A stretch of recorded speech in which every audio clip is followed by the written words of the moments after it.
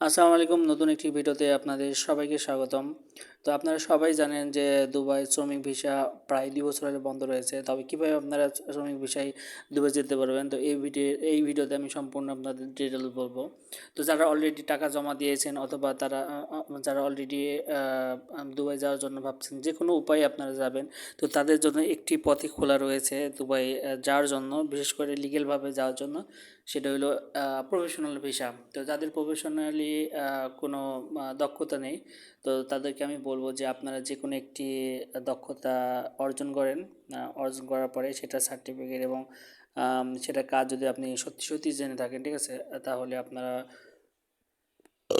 অবশ্যই দুবাই যেতে পারবেন।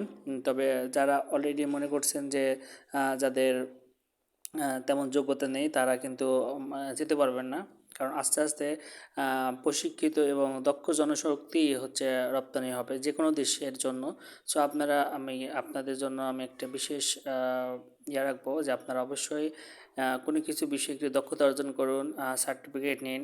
সার্টিফিকেট নিয়ে তারপরে আপনারা অ্যাপ্লাই করুন, আপনারা হয়ে যাবে। একমাত্র এখন প্রফেশনাল ভিসাগুলো হচ্ছে যাচাই বাছাইয়ের মাধ্যমে। সো এই একমাত্র উপায়ে আপনারা আরবের মধ্যে যেতে পারবেন। তো ধন্যবাদ। এই ছিল আজকের ভিডিও।